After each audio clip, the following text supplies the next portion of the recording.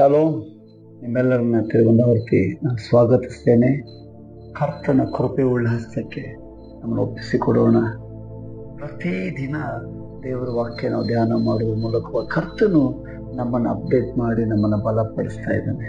ಅದೇ ದೇವ ಜನರೇ, ಈ ದಿನಗಳ ನೋಡ್ಕೊಳ್ತಾ ಇದ್ದೇವೆ, ಲೋಕದಲ್ಲಿ ಜ್ಞಾನ ತುಂಬ ಹೆಚ್ಚಾಗಿದೆ.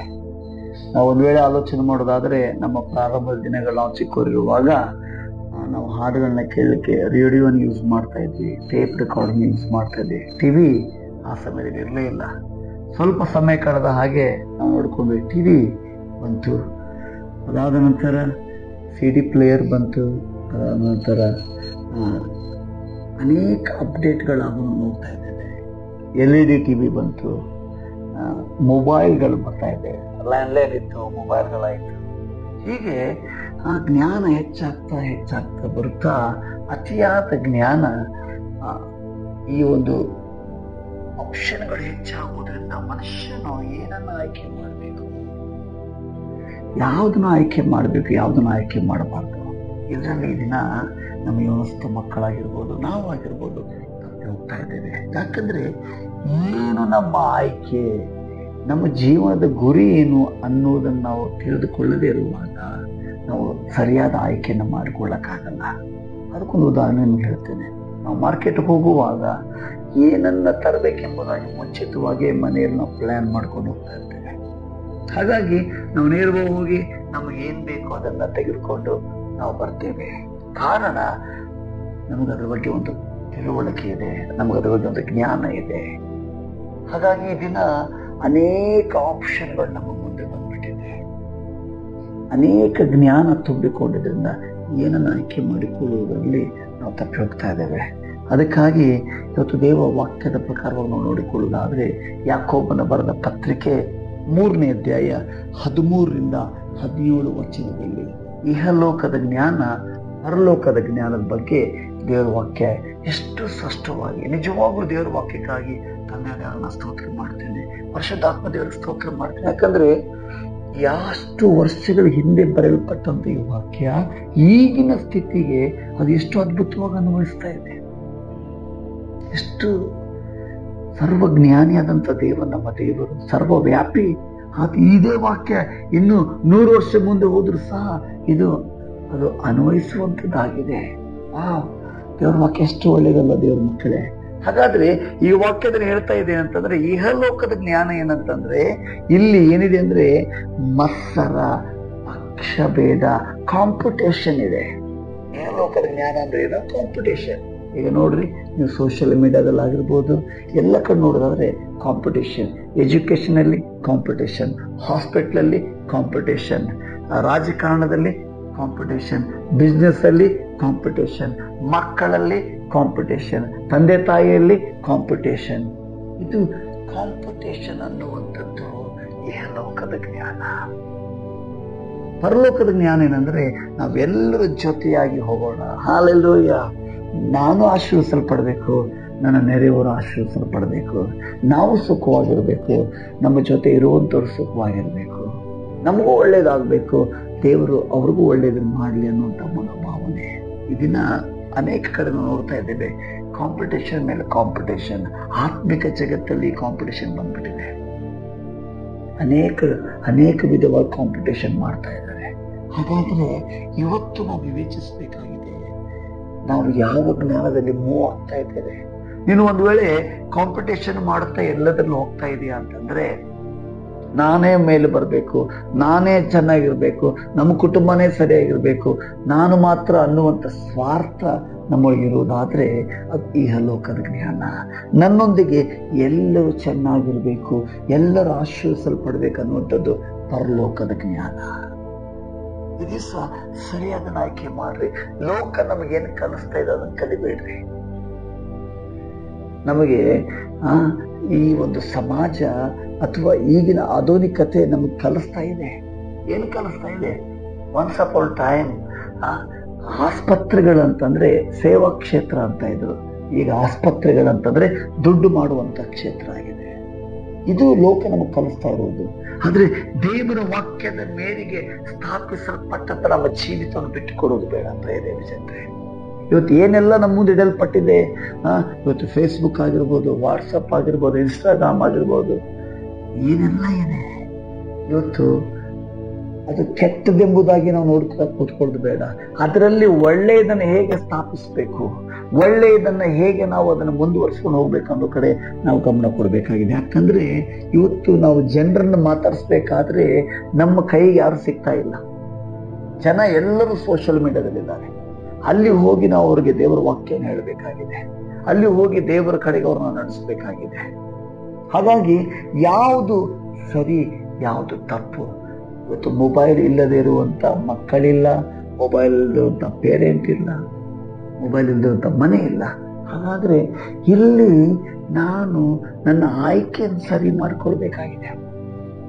ನನ್ನ ಕೈಯಲ್ಲಿರುವಂತ ಮೊಬೈಲಲ್ಲಿ ಪಾಪ ಇಲ್ಲ, ನನ್ನ ಹೃದಯದಲ್ಲಿದೆ. ಅದಕ್ಕಾಗಿ ಯೇಸು ಹೇಳ್ತಾನೆ, ಹೊರಗಡೆಯಿಂದ ಬರುವಂಥದ್ದು ನಿಮ್ಮನ್ನ ಮಲಿನವಾಗಿ ಮಾಡಲ್ಲ, ಪಾಪದಲ್ಲಿ ಮಾಡಲ್ಲ, ನಿನ್ನ ಒಳಗಡೆಯಿಂದ ಹೊರಗೆ ಬರುವಂಥದ್ದು ನಿಮ್ಮನ್ನು ಅಶುದ್ಧವಾಗಿ ಮಾಡ್ತದೆ. ಹಾಗಾದ್ರೆ ಏನನ್ನ ನೋಡ್ಬೇಕು, ಏನನ್ನ ನೋಡಬಾರ್ದು ಅನ್ನುವಂತ ಪರಲೋಕದ ಜ್ಞಾನ ನಮಗೆ ಅವಶ್ಯವಾಗಿದೆ. ಅದಕ್ಕಾಗಿ ಯೇಸು ಸ್ವಾಮಿ ಈ ದಿವಸ ವಾಕ್ಯದ ಮೂಲದಲ್ಲಿ ಹೇಳ್ತಾ ಇದ್ದಾರೆ, ಮೇಲಿಂದ ಬರುವಂತ ಜ್ಞಾನ ಏನಾಗಿದೆ ಅಂತ, ಅದು ಪರಿಶುದ್ಧವಾಗಿದೆ. ಹಾಲೆಲೂಯ. ಆ ಪರಿಶುದ್ಧ ಜ್ಞಾನಕ್ಕಾಗಿ ನಾವು ತೌಕ ಪಡಬೇಕಾಗಿದೆ. ಹಾಗಾದ್ರೆ ನಿನಗೆ ಬೇಕಾಗಿರುವುದೇನು ಗೊತ್ತಾ? ದೇವರಿಂದ ಬರುವಂತ ಜ್ಞಾನ. ಆ ಜ್ಞಾನ ಏನ್ ಮಾಡ್ತದೆ? ಏನನ್ನ ನೋಡ್ಬೇಕು, ಏನನ್ನ ನೋಡ್ಬಾರ್ದು, ಯಾವುದಕ್ಕೆ ನಾವು ಸಮಯ ಕೊಡ್ಬೇಕು, ಯಾವುದಕ್ಕೆ ನಾವು ಸಮಯನ ಕೊಡಬಾರ್ದು. ಹೀಗೆ ನೀವು ಆಲೋಚನೆ ಮಾಡುವಾಗ ನೀವು ಸೈತಾನನ ಕುತಂತ್ರದಿಂದ ತಪ್ಪಿಸಿಕೊಳ್ಳಿಕ್ಕೆ ಸಾಧ್ಯ. ಸೈತಾನನು ಇವತ್ತು ನಮ್ಮ ಮುಂದೆ ಇಡಲ್ಪಟ್ಟಂತೆ ಈ ಪ್ರಪಂಚದಲ್ಲಿ ಕೆಟ್ಟದ್ದನ್ನು ಇಟ್ಟಿದ್ದಾನೆ, ಪಾಪವನ್ನು ಇಟ್ಟಿದ್ದಾನೆ, ಹೊಲಸಾದನ್ನು ಇಟ್ಟಿದ್ದಾನೆ. ಅದೇ ಸಮಯದಲ್ಲಿ ದೇವರು ಸಹ ಆಶೀರ್ವಾದಕರವಾದದ್ದು, ಬಿಡುಗಡೆ ಕೊಡುವಂಥದ್ದು, ಜಯ ಕೊಡುವಂಥದ್ದು ಇಟ್ಟಿದ್ದಾರೆ. ಅವು ಎರಡರಲ್ಲಿ ಯಾವುದನ್ನ ಆಯ್ಕೆ ಮಾಡಿಕೊಳ್ತೀರಿ? ಧರ್ಮೋಪದೇಶ ಕಾರಣದಲ್ಲಿ ಮೋಶೆ ತನ್ನ ಧರ್ಮೋಪದೇಶವನ್ನು ಮಾಡುತ್ತಾ ಇಸ್ರಾಯೇಲ್ ಹೇಳ್ತಾರೆ, ಶುಭವು ಶಾಪವು ಎರಡು ನಿಮ್ಮ ಮುಂದಿದೆ, ಜೀವ ಮರಣ ನಿಮ್ಮ ಮುಂದಿದೆ, ಆಯ್ಕೆ ನೀವು ಮಾಡಿಕೊಳ್ಳ್ರಿ. ಇವತ್ತು ನೀನು ಆಯ್ಕೆ ಮಾಡಿಕೊಂಡ್ರೆ ಮಾತ್ರ ನೀನು ಪಾಪದಲ್ಲಿ ಬೀಳ್ತೀಯಾ. ನೀನು ಆಯ್ಕೆ ಮಾಡಿಕೊಳ್ಳದಿದ್ರೆ ನೀ ಪಾಪದಲ್ಲಿ ಬೀಳುವುದಿಲ್ಲ. ನೀನು ದೇವರ ಮಗನಾಗಿ ಜೀವಿಸ್ಲಿಕ್ಕೆ ಸಾಧ್ಯ, ಪರಿಶುದ್ಧ ಜೀವನ ಜೀವಿಸ್ಲಿಕ್ಕೆ ಸಾಧ್ಯ, ದೇವರದ್ದು ನಡೀಲಿಕ್ಕೆ ನಿಮಗೆ ಸಾಧ್ಯ. ಯೋಸೇಫನ ಜೀವಿತದಲ್ಲಿ ಪಾಪ ಬರುವಾಗ ನಾನು ದೇವರ ವಿರುದ್ಧವಾಗಿ ಹೇಗೆ ಪಾಪ ಮಾಡ್ಲಿ ಅಂತ ಹೇಳಿ ಅದರ ಪಾಪವನ್ನು ಆಯ್ಕೆ ಮಾಡಲಿಲ್ಲ, ದೇವರನ್ನ ಆಯ್ಕೆ ಮಾಡಿಕೊಂಡ. ಅದರ ನಿಮಿತ್ತವಾಗಿ ಆತನ ದೇವರ ಆಶೀರ್ವಾದ ಮಾಡೋದನ್ನ ನೋಡಿಕೊಳ್ಳುವಂತಾಗಿದ್ದೇವೆ. ಹಾಗಾದ್ರೆ ಈ ದಿನ ನಿನ್ನ ಒಳಗೆ ದೇವರ ಪರಿಶುದ್ಧ ಜ್ಞಾನ ಇರೋದಾದ್ರೆ ಆ ಪರಿಶುದ್ಧ ಜ್ಞಾನ ಏನಾಗಿದೆ ಅಂತಂದ್ರೆ ಅದು ಸಮಾಧಾನಕ್ಕೆ ನಡೆಸ್ತದೆ. ಇವತ್ತು ಯವನಸ್ಥ ಮಕ್ಕಳಲ್ಲಿ ಸಮಾಧಾನ ಇಲ್ರಿ. ಒಂದು ಸ್ಥಳದಲ್ಲಿ ಅವ್ರು 1 hour ಕೈಯಲ್ಲಿ ಮೊಬೈಲ್ ಕೊಡದೆ ಕೂಡಿಸ್ಬಿಡ್ರಿ, ನಿಮ್ಮ ಮಕ್ಕಳು ನಂಬರ್ 1 ಅಂತ ಅರ್ಥ. ಇವತ್ತು ನಾವು ಮಕ್ಕಳು ಒಳ್ಳೆಯವರು ಅಥವಾ ಮಕ್ಕಳು ಚೆನ್ನಾಗಿದ್ದಾರೆ ಅಂತ ಗುರುತಿಸ್ಬೇಕಾದ್ರೆ ಮಾಡ್ಬೇಕಾದ ಕೆಲಸ ಹೆಂಗ್ ಗೊತ್ತಾ? ಸೋಷಿಯಲ್ ಮೀಡಿಯಾ ಏನಿರದೆ 1 hour ಅವ್ರು ಒಂದೇ ಸ್ಥಳದ ಕೂತ್ಕೊಳ್ಳಿ. ಸಮಾಧಾನ ಇಲ್ಲ ಅವ್ರಿಗೆ. ಕೂತರು ಸಮಾಧಾನ ಇಲ್ಲ, ನಿಂತರು ಸಮಾಧಾನ ಇಲ್ಲ, ಊಟ ಮಾಡಿದ್ರು ಸಮಾಧಾನ ಇಲ್ಲ, ಮಲ್ಕೊಂಡ್ರು ಸಮಾಧಾನ ಇಲ್ಲ. ಈ ಸಮಾಧಾನ ಇಲ್ಲಿಂದ ಬರ್ತದೆ? ದೇವರ ಆತ್ಮನಿಂದ ಮೇಲಿಂದ ಬರುವಂಥದ್ದಾಗಿದೆ. ಸಮಾಧಾನ ಇಲ್ಲದಿರೋದ್ರಿಂದ ಎಷ್ಟೋ ಮಸ್ತು ಮಕ್ಕಳು ಆತ್ಮಹತ್ಯೆ ಮಾಡಿಕೊಳ್ತಾ ಇದ್ದಾರೆ. ಎಷ್ಟೋ ವಸ್ತು ಮಕ್ಕಳು, ನೀವು ಹೇಳ್ತಾ ಇದ್ರಿ ಎಷ್ಟು ಓದಿದ್ರು ಈ ದಿನ ಓದು ಮಕ್ಕಳ ಲೈಫನ್ನು ಸೆಟಲ್ ಮಾಡೋಕ್ಕಾಗಲ್ಲ. ನಿಮ್ಮ ಡಿಗ್ರೀಸ್ ನಿಮ್ಮ ಲೈಫನ್ನು ಸೆಟಲ್ ಮಾಡೋಕ್ಕಾಗಲ್ಲ. ನಿಮ್ಮ ಬಿಸ್ನೆಸ್ ನಿಮ್ಮ ಮಕ್ಕಳ ಲೈಫನ್ನು ಸೆಟಲ್ ಮಾಡೋಕ್ಕಾಗಲ್ಲ. ಹಾಗಾದ್ರೆ ಶ್ರೀಮಂತರು ಯಾರು ಸುಸೈಡ್ ಮಾಡ್ಕೋತಾನೆ ಇರಲಿಲ್ಲ, ಎಜುಕೇಟೆಡ್ ಯಾರು ಆತ್ಮಹತ್ಯೆ ಮಾಡ್ಕೋತಾನೆ ಇರಲಿಲ್ಲ. ಇವತ್ತು ಪ್ರಿಯ ದೇವ ಜನರೇ, ನಮ್ಮ ಮಕ್ಕಳು ನಮ್ಮ ಕೈ ಬಿಟ್ಟು ಹೋಗ್ತಾ ಇದ್ದಾರೆ ಅಂತಂದ್ರೆ ಅವರಿಗೆ ಸಮಾಧಾನವಿಲ್ಲ. ಅದು ದೇವರ ವಾಕ್ಯದಲ್ಲಿ ಮಾತ್ರ ಇದೆ. ಪರಿಶುದ್ಧಾತ್ಮ ದೇವರು ಮಾತ್ರ ಅದನ್ನು ಕೊಡ್ಲಿಕ್ಕೆ ಸಾಧ್ಯ. ಪ್ರಿಯ ಮಗನೇ, ಈ ದಿನ ನೀನು ಹೇಗಿದ್ರೆ ಇದೇ ಇದ್ರೆ ಎಂಬುದಾಗಿ ಒಂದರಿಂದ ನೀವು ಓಡ್ತಾ ಇದೆಯಾ, ಅದು ಯಾವುದರಿಂದ ಸಮಾಧಾನ ಕೊಡಲ್ಲ. ದೇವರ ವಾಕ್ಯದಲ್ಲಿ ಜ್ಞಾನತೆಯಲ್ಲಿ ಮನುಷ್ಯನಿಗೆ ಸರಳವಾಗಿ ಕಾಣುವಂತ ಒಂದೇ ಮಾರ್ಗ ಉಂಟು, ಕಟ್ಟ ಕಡೆಗೆ ಅದು ಮರಣ ಮಾರ್ಗ. ಯಾವುದು ನಿನಗೆ ಈಸಿ ಗೋಯಿಂಗ್ ಮಾಡ್ತಾ ಇದೆಯೋ ಅದು ನಿನಗೆ ಹಾನಿ ಉಂಟು ಮಾಡ್ತದೆ. ಈ ದಿವಸ ಈ ವಾಕ್ಯ ನಿನಗೋಸ್ಕರ. ಇವತ್ತು ನಿನ್ನ ಜೀವನದಲ್ಲಿ ಅಚೀವ್ಮೆಂಟ್ ಮಾಡಬೇಕಾ, ನಿನ್ನ ಜೀವನದಲ್ಲಿ ಸಾಧಿಸ್ಬೇಕಾ, ನಿನ್ನ ಜೀವನದಲ್ಲಿ ಮೇಲೆ ಬರಬೇಕಾ, ಅದಕ್ಕೆ ಹೇಗೆ ದೇವರ ವಾಕ್ಯ ಹೇಳ್ತಾ ಇದೀನಿ ಅಂತಂದ್ರೆ ಅದು ದೇವರ ಜ್ಞಾನದಿಂದ ಮಾತ್ರ ಕೊಡ್ಲಿಕ್ಕೆ ಸಾಧ್ಯ, ಪರಿಶುದ್ಧಾತ್ಮ ದೇವರು ಮಾತ್ರ ಕೊಡ್ಲಿಕ್ಕೆ ಸಾಧ್ಯ. ಅದಕ್ಕಾಗಿ ಒಂದು ಸುವಾರ್ತೆಯಲ್ಲಿ ಯೇಸು ಹೇಳ್ತಾರೆ, ನಿಮಗೋಸ್ಕರ ಒಬ್ಬ ಸಹಾಯಕನ ಕಳಿಸ್ತೇನೆ. ಇವತ್ತು ನಮ್ಮ ಮಕ್ಕಳಿಗೆ, ಇವತ್ತು ನಮ್ಮೆಲ್ಲರಿಗೂ ಪರಿಶುದ್ಧಾತ್ಮ ದೇವರ ಸಹಾಯದ ಅವಶ್ಯಕತೆ ಇದೆ. ಹಾಗಾದ್ರೆ ಆ ಕಣ್ಣಿಗೆ ಕಾಣದೇ ಇರುವಂತ ದೇವರ ಆತ್ಮನು ಈ ದಿವಸ ನೀನು, ಹೌದು ಸ್ವಾಮಿ ನನಗೇನು ಅವಶ್ಯಕತೆ ಇದೆ ಅಂತ ಹೇಳೋದಾದ್ರೆ ನಿನ್ನ ಜೀವಿತದಲ್ಲಿ ಇವತ್ತು ಆತನ ಬರ್ತಾನೆ. ಯೇಸು ನಾಮದಲ್ಲಿ ನಾವು ಪ್ರಾರ್ಥನೆ ಮಾಡಿ, ಪರಿಶುದ್ಧಾತ್ಮ ದೇವರೇ ನನಗೆ ನೀನು ಬೇಕೆಂಬುದನ್ನು ಕೇಳಿಕೊಳ್ಳುವಾಗ ಆತ್ಮ ನಿನ್ನ ಜೀವಿತದಲ್ಲಿ ಬಂದು ನಿಮ್ಮನ್ನ ಸರಿದಾನಿದೆ ನಡಿಬೇಕಾದ ಮಾರ್ಗವನ್ನ ಆತನ ಬೋಧಿಸ್ತಾನೆ.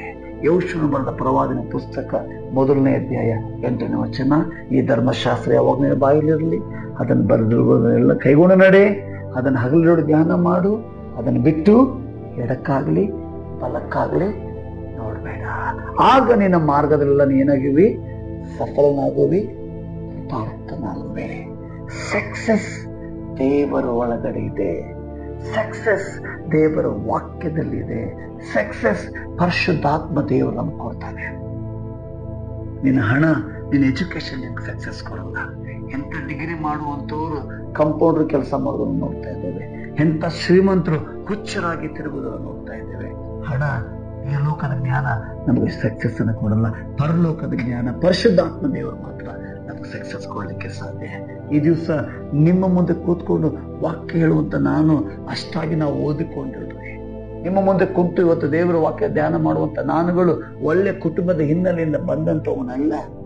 ಬೇಡವಾದ ಕಲ್ಲನ್ನ ಕರ್ತನ ತೆಗೆದುಕೊಂಡು, ಬೇಡವಾದ ಪಾತ್ರೆಯನ್ನ ಕರ್ತನ ತೆಗೆದುಕೊಂಡು ಪರಿಶುದ್ಧಾತ್ಮ ದೇವರಿಗೆ ಒಳಗಾಗುವಾಗ ಇವತ್ತು ದೇವರ ಆತ್ಮನು ಅನೇಕರನ್ನ ಆಶೀರ್ವಾದ ಮಾಡುವಂತೆ, ಅನೇಕರನ್ನ ಬಲಪಡಿಸುವಂತೆ, ಅನೇಕರಿಗೆ ಮಾರ್ಗದರ್ಶನ ಮಾಡುವಂತೆ, ಇವತ್ತು ಅನೇಕ ಡಾಕ್ಟರ್ಸ್ಗೆ ಮಾರ್ಗದರ್ಶನ ಮಾಡುವಂತೆ, ಲಾಯರ್ಸ್ಗೆ ಮಾರ್ಗದರ್ಶನ ಮಾಡುವಂತೆ, ಕೋಟ್ಯಾಧಿಪತಿಗಳಿಗೆ ಮಾರ್ಗದರ್ಶನ ಮಾಡುವಂತೆ ದೇವರ ಆತ್ಮನ ಮೂಲಕವಾಗಿ ಅನೇಕ ಯವನಸ್ಥ ಮಕ್ಕಳನ್ನು ಆಶೀರ್ವಾದ ಮಾಡ್ತಿದ್ದೆ. ಕಾರಣ ನಾನು ತುಂಬಾ ಒಳ್ಳೆಯವನೆಂಬುದಾಗಲ್ಲ, ನಾನು ತುಂಬಾ ಕಲ್ತಿದ್ದೇನೆಂಬುದಾಗಲ್ಲ, ನಾನು ದೇವರ ವಾಕ್ಯದಲ್ಲಿರುವ ಜ್ಞಾನಕ್ಕೆ ಒಳಗಾಗಿದ್ದೇನೆ. ಇದೇ ಜ್ಞಾನವನ್ನ, ಇದೇ ವಾಕ್ಯದ ಜ್ಞಾನವನ್ನ ಯೇಸು ಸ್ವಾಮಿ ದಿವಸ ನಿಮ್ಮ ಜೀವಿತ ಕೊಡಬೇಕೆಂಬುದಾಗಿದ್ದಾರೆ. ಹಾಗಾದ್ರೆ ಈ ಲೋಕದಲ್ಲಿ ನಿಮಗೆ ಆಯಾಸ ಆಗಿ, ಸುಸ್ತಾಗಿ, ಈ ಲೋಕವನ್ನು ಹೇಗೆ ಹ್ಯಾಂಡಲ್ ಮಾಡಬೇಕು, ಯಾವುದನ್ನು ಹೇಗೆ ಉಪಯೋಗಿಸ್ಬೇಕು ನಿಮ್ಗೆ ಗೊತ್ತಾಗ್ತಾ ಇಲ್ವಾ? ದೇವರ ವಾಕ್ಯಕ್ಕೆ ಒಳಗಾಗ್ರಿ. ದೇವರು ನಿಮ್ಗೆ ಜ್ಞಾನ ಕೊಡ್ತಾರೆ. ಎಲ್ಲಿ ನೀನು ಸೋಲು ಕಂಡಿದೆಯಾ, ದೇವರು ಅಲ್ಲಿ ನಿನ್ನ ಜಯ ಕೊಡ್ತಾ ಇದ್ದಾರೆ. ಎಲ್ಲಿ ನಿನ್ನ ಮರಣ ನಿನ್ನ ಎದುರು ನೋಡ್ತಾ ಇತ್ತು, ಅದೇ ಸ್ಥಳದಲ್ಲಿ ಜೀವಿಸುವಂತೆ ದೇವರು ಮಾಡ್ತಾರೆ. ಎಲ್ಲಿ ನೀನು ತಲೆ ತಗ್ಗಿಸಿದೀಯಾ, ನೀನು ದೇವರ ವಾಕ್ಯಕ್ಕೆ ಒಳಗಾಗೋದಾದ್ರೆ ನೀನು ತಲೆ ಎತ್ತಿ ನಿಂತು ಅನೇಕರಿಗೆ ಆಶೀರ್ವಾದವಾಗುವಂತೆ ಕರ್ತನ ಎದುರ ಮಾಡಲಿಕ್ಕೆ. ಹಾಗಾದ್ರೆ ಈ ಲೋಕ ಕೆಟ್ಟದ್ದಲ್ಲ, ಲೋಕದಲ್ಲಿರುವಂಥದ್ದು ಕೆಟ್ಟದ್ದಲ್ಲ. ಯಾಕಂದ್ರೆ ಇದು ದೇವರು ನಮಗೆ ಕೊಟ್ಟಿರುವಂಥದ್ದು. ನಿಮಗೊಂದು ಮಾತು ಹೇಳ್ತೇನೆ, ಸೈತಾನನು ಏನು ಸೃಷ್ಟಿ ಮಾಡಕ್ಕಾಗಲ್ಲ. Is not a creator, our God is our creator. ಆತನು ಮಾತ್ರ ಸೃಷ್ಟಿ ಮಾಡಲಿಕ್ಕೆ ಸಾಧ್ಯ.